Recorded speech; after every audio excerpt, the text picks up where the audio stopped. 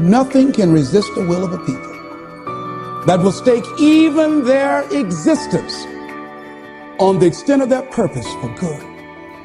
I strongly believe that as we begin to look toward the future, and that as each day we get up in the morning, and be it that you're going to give to make the environment safer for everybody on the planet, be it that you're going to do things to help the sick or the physically disabled or recovering crack cocaine addicts, be it that you want to help and contribute to youth or do something for the homeless, whatever you want to do, if you get up in the morning out of a sense of ordinance and decide that I am an opening for the universe, that life can work through and use me as a channel and as an instrument for change. And each day we get up, we make it our personal business to make a difference in those areas that we're concerned about.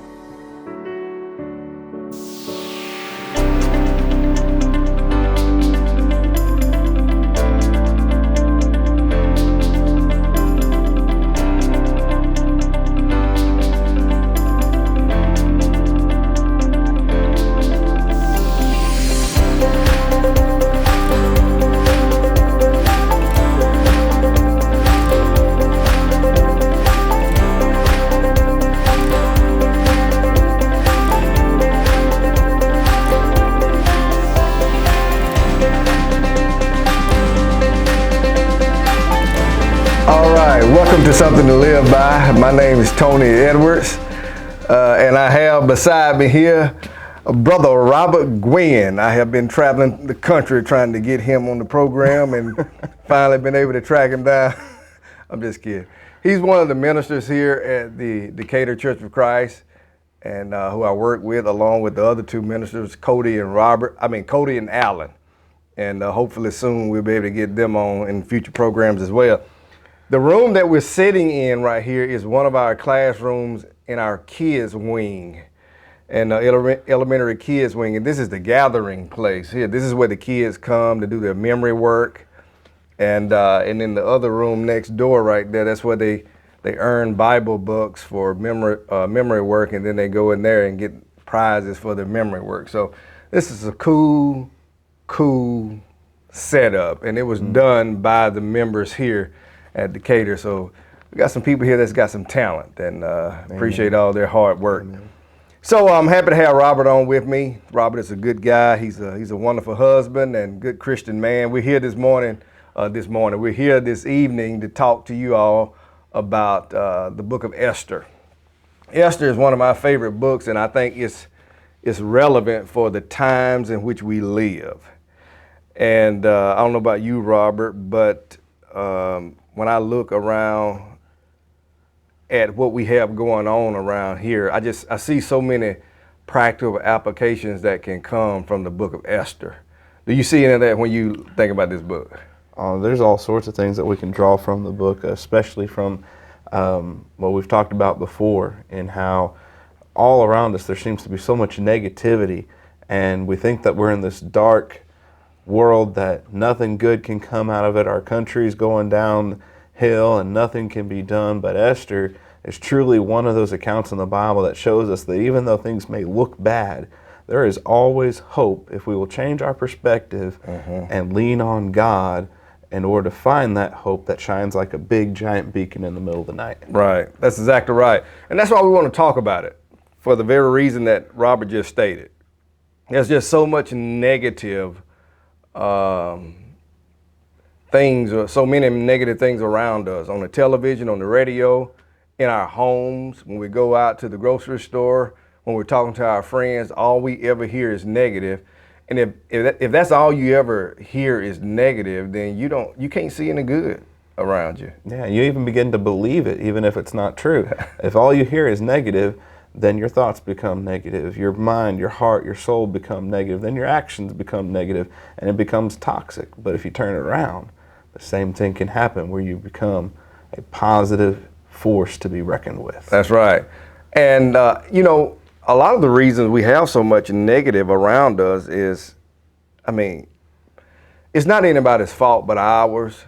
We create our own perspectives for life. Nobody can make us think a certain way, but there are things around us that can add to how we think. And one of those things happens to be the media. And all we ever see and hear when we turn on the media is, something bad that has just happened, whether it's in our communities or whether it's somewhere far off. And we're constantly bombarded every day with something bad. And there are so many things around us that are happening that are good, that far outweigh the things that are going on that's bad, but we never hear anything about those things. We only hear about the bad things. I guess that's where the media make their money, off the bad news. Well, I've also heard some different inspirational speakers. They'll say something like, it takes 10 good things to erase one bad thing in people's minds. Something seems to be where we gravitate towards that. But maybe if we just take that extra effort, be that positive source, that'll be one less of the 10 that people have to come across in order to get rid of those bad experiences. But if all you're being shown is the negative, then that's what's going to happen. Right. And in order to make these changes from negative to positive, that's kind of the idea we want to impress upon you all this evening in the program. And that is, don't wait on the situations around you to change. Don't wait on the media to change. Don't wait on the bad around you to change. You be the one to change. You be that. As I saw a teacher friend of mine a long time ago bought me a picture to put on my desk, and the picture says this right here: be the change that you want to see in the world. And it's going to take you. It's not going to take your neighbor. It's not going to take your spouse. It's going to take you. You're going to have to be the one to bring about the change. And that's what we're going to get into the book of Esther, because Robert kind of set the stage as to, we're not going to read everything in the book, but if you have your Bible, turn over to Esther. If you don't, grab your Bible. Remember, always have a Bible, always have a pen, pencil, a pen, and always have something to write on so you can take notes and you can follow us throughout the program, and then you can go back and read these things as well. Kind of set the stage for us and lead us up to where Esther becomes queen. Tell us what happened before that and how we get to the point where Esther is queen. So what we learn about in the Old Testament, even before Esther, is that the Jews have been taken into captivity. And first it was the Babylonians that took them into captivity, and now the Medes and the Persians took over the empire, and that's where the king that we're introduced to in Esther 1 comes onto the scene. King Ahasuerus is holding this great big feast for all of his city officials, all of his kingdom officials, bringing them in, and the Queen Vashti, she's having a little party for the ladies of the kingdom as well. And as they're being merry and doing all these things, the king summons the queen, and he wants her to show off her beauty. She's like, I want to show off how beautiful my wife is, and she refuses to come. Well, that didn't sit too well for the king, and especially didn't sit too well for his officials and others, and they said this was an insult not just to the king because she refused him, but also to every single official thing. It was going to cause a big uproar throughout the entire community, that would mean all wives would rebel against their husbands. And so as a result, what happens is she is no longer queen. She's demoted. She's demoted. She just goes back into the harem with the other wives of the king, and she's stripped of her title. And then after he calms down, they hold the first beauty pageant that we read about in the Bible. And that is Esther won. She won a beauty pageant. She won it. Oh yeah. She must have been pretty. She must have been gorgeous from what we read about in the scriptures, because her beauty, from everything the Bible teaches us, it was not just outside, but it was inward. Right. And because it was commanded from the inward, it shone out where she came above everyone else. And she won this beauty pageant, if you will, won the favor of the king. And it was very unique because, if you remember, we said that the Jews had been taken into captivity. Esther was a Jew. And this is the first time we read about Jews in the Old Testament. You were talking to me about that the other day. You might want to touch on that. Yeah. By the way, I steal your thunder too, because you made the point about, that the word God, and Robert made this point in our conversation, the word God is never mentioned in the book of Esther at all. And, when you think about that, you think about this book here being from God, and you find a book that doesn't mention the name of God. But actually, it does mention God, but it mentions him through providence, because even though the name is not in there, you can see God all through this book. You can see the providence of God all through this book. And like Robert just said, when it comes to Jew, Mordecai actually is the first person in the Bible to be called a Jew. And he is called a Jew in the book of Esther. But he suggested to Esther that she hide her nationality. So even though the king was married to her now, he didn't know he didn't know she was a Jew. And so the marriage is done. There's a plot to kill the king. Yes. And who saves his life? Who saves his life? Well, Mordecai, Esther's uncle, learns of this plot. He sends word to Esther, and she communicates to the king, giving Mordecai all the credit. And because of that taking place, not only does Mordecai gain favor in the king's sight, but obviously Esther, because she was the messenger that saved the king's life, and those men were handled and taken care of, and he continued to live longer, which comes up later on in the story, right, as you read about what takes place. Right. And you know, this story, there are a lot of good examples in this story, but Mordecai did something good. He saved the life of the king. And even him doing a good deed to help someone else, his life was turned upside down. So it's not always good follows good. Sometimes it's bad follows good. But we serve a God who can take all those things and utilize them for the benefit of the person who is actually doing the good. I mean, there's a verse in the Bible, in the New Testament, my favorite verse, Romans 8:28, where it says all things work together for the good. Is that just talking about the good? Or is that just talking about the bad things? I mean, what does it mean, all things work together for the good? Well, the verse continues on, for them who love the Lord. Right. And so by seeking God and his ways, those things work for good. And it may not mean just the immediate response, but you're talking long term. We're talking eternal circumstances. We're talking overall blessed things, such as you think about in the world today.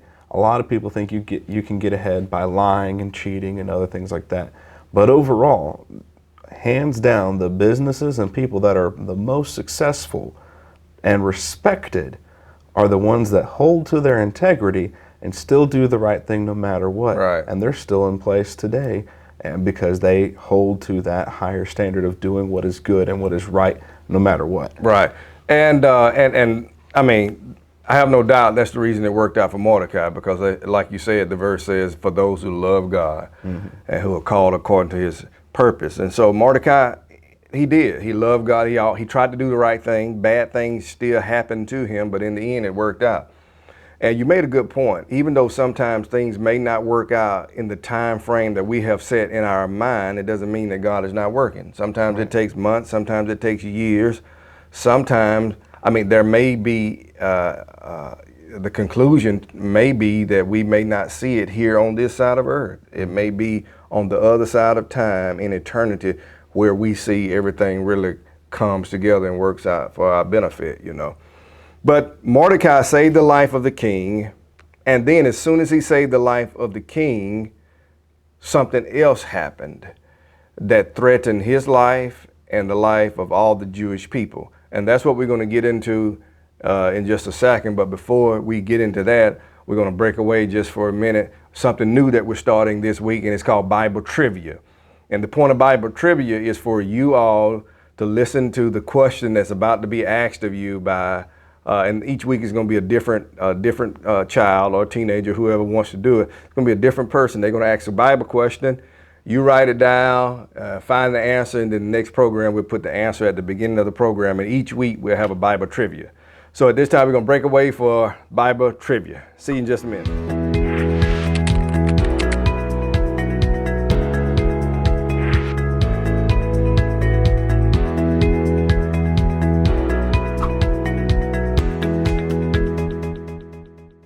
Welcome to question time. Today's question is, how many animals did Moses put on the ark? How many animals did Moses put on the ark? See you next week for question time. Okay, welcome back from Bible Trivia. Let's pick up where we left off. So Mordecai saves the king, and now something else is about to happen. And what is it? So there's another person that we're introduced to. You have the king, you have Queen Esther, and you have Mordecai. But then we're introduced to a man named Haman in the text.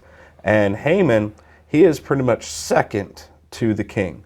He is the second most powerful person in all the kingdom of the Medes and the Persians.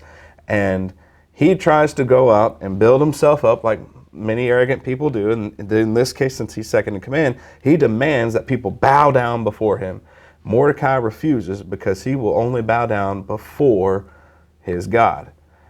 And that irritates Haman like nobody's business. And by that irritating him, it got reported back that he refused. People asked why. And being a Jew, Mordecai says, I will not bow down except to my God.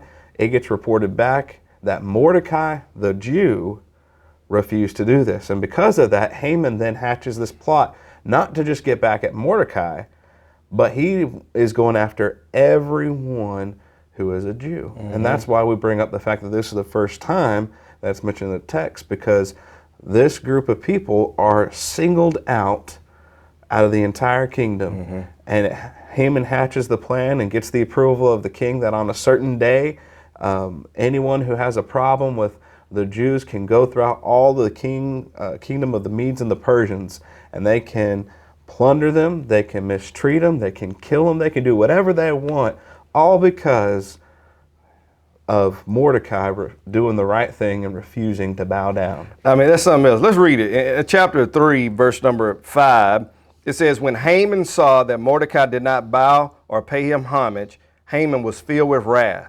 But he disdained to lay hands on Mordecai alone, for they had told him of the people of Mordecai. Instead, Haman sought to destroy all the Jews who were throughout the whole kingdom. So Haman refused to do anything to Mordecai by himself. I guess he pretty much said, I want to get rid of Mordecai and everything that looks like him, acts like him, breathes like him, or obeys like him. And that means all the Jews. And he sent out that proclamation that you're talking about. And we see the effects of the proclamation later on in the chapter. Look at verse 15. It says, the couriers went out, hastened by the king's command, and the decree was proclaimed in Shushan the citadel. So the king and Haman sat down to drink, but the city of Shushan was perplexed. The city was perplexed. Every time I read that verse, I think about the times in which we live. These people here, after hearing about what was taking place, they were perplexed. They were on edge. I mean, these people were upset. They were crying. They had no idea what to do. Some of them probably tried to run away. But they probably felt hopeless in this situation. We're perplexed many times now when we look around and see the bad things happening around us. I mean, I talk to people all the time who tell me they pretty much lost hope for our society. They pretty much have lost hope for our kids and for our schools and they're perplexed because, like these Jews, they can't see a way out. But also, like these Jews and what happens to them later, there's always a way out if there's one person willing to make a change. So they sent out this proclamation that the Jews were to be annihilated, killed, destroyed. And what does Mordecai do after he finds out about it? What's the step that he takes to try to help his people? Well, the first thing that we notice is Mordecai has a very physical reaction. He puts on clothing that shows that he's in mourning, that he's weeping, just like the rest of the Jewish people. But then, because of his connection with Esther... So, let me stop for a minute. All right. So, there's nothing wrong. When we see things going on around us, there's nothing wrong with being frustrated or angry or sad or crying about the things that we have going on around. Nothing wrong with that, is it? No, the Bible teaches us that human emotion, that's natural. It's what we do with that. The Bible says in Ephesians chapter 4 that we are supposed to be angry and sin not. And so in the book of Ephesians, we see that things like anger, things like sadness, they're natural human response to their circumstances. But then what we use it for, do we fuel it for wrath to, hurt someone because we've been hurt? Or do we turn it into something that's going to be productive and doing the right thing? Mordecai focuses this emotional response into something that is powerful and transforms the entire circumstance for the Right, people. right. That's another good point. I don't care what kind of emotions you have about what's going on around you, what's going on around us. Doesn't matter what we see in society. The emotions that we have, if they are not followed by actions of goodness, actions of godliness, actions of change, then the emotions mean anything. Mordecai didn't just get upset. He got upset and he did something. He got upset and he tried to bring about change. We got too many people in our society who are upset about the things going on around us, but they're not doing anything to try to bring about change. Talking about it is not going to bring about change. Talking about someone who may have a problem or talking about someone who may have done something terrible is not going to bring about change. The only thing that's going to bring about change is when those emotions that you and I have, we utilize those to do something that's positive and that's good. Okay, so after his emotions, what was his next step? His next step is he contacts the queen and sends word about the circumstance and brings it to her attention. This might mean that she may not have been aware of the proclamation of the king at the time, but now she's aware. And if she was already aware, now it's doubly put in her attention. And her response, if you think about it, if Mordecai didn't reach out, Mordecai is not the one that has the power to make the change, but he reaches out to the person that he knows can make a difference and inspires her to do the same. And her initial response as well is equally justified because there's some risk involved, because what it's going to require her is to go before the king and plead for the lives of her people. And we read in the text and we understand from the time that no one comes before the king unless they're summoned. And if they dare to try that, unless he extends out a golden scepter saying, "You're welcome in my presence," you are sentenced to death on the spot. And she knew that. And she told Mordecai, I can't go in there and talk to him. I cannot go in here and go in there and talk to him because my life will be in jeopardy then. Yep. And she sent word back to Mordecai. And what did Mordecai, what was his response to her that I think has become a symbol of what we all should think about in any circumstances where you have to choose between good or bad? What was his response to her? His first part of his response was, "Do not think you will escape." Just because you might be in a high privileged place, you might have, if we were to put it in today's terms, just because you might have a lot of money, just because you might have a lot of connections. Because you may know somebody. Because you might know someone, or you have the good old boy system on your side, you have a great job, do not think that you're going to escape this calamity. Pretty much, just because you're queen, don't think that you're going to escape the same fate. And then he brings up his second main point. For how do you not know that you're not in your exact position right here, right now, to be the one that brings delivery of your people? But if you're not, it will come, but don't think you're not going to escape. So Mordecai has, I guess you could say, a reality sandwich with hope in the middle. Both of the loaves, I like that. Both of the loaves of the bread are pieces and chunks of reality. Here's the real circumstance. I'm kind of hungry now. I am. You said that. Yeah, we'll get some Cracker Barrel later. And then you have hope in the middle. That's the main course. You can be the agent of hope, but the only way it's going to happen as a full sandwich is if you're able to stomach that reality at the same time and take on the responsibility. That's a good point. And let's read the text for you. It's what Robert is talking about is Esther chapter 4, verse 13 and 14. And Mordecai told them to answer Esther, "Do you think that in your heart that you will escape in the king's palace any more than all the other Jews?" Basically, if it happens to us, eventually it will happen to you as well. And then in verse 14 is this right here. "For if you remain completely silent at this time, relief and deliverance will arise for the Jews from another place, but you and your father's house will perish. Yet, who knows whether you have come to the kingdom for such a time as this?" Mordecai was basically saying, Esther, you don't know. You may be in the position you are in to bring about change. You never know. For this particular time, you may be here. You need to examine yourself. And she did. In the next verse, it says that in verse 16, it says that her maids, both, they fasted. They told Mordecai and the Jews to fast. And once she fasted, in verse 16, it says this right here. Esther says this right here. I will go to the king, which is against the law, and if I perish, I perish. She basically was saying this right here. I've examined myself.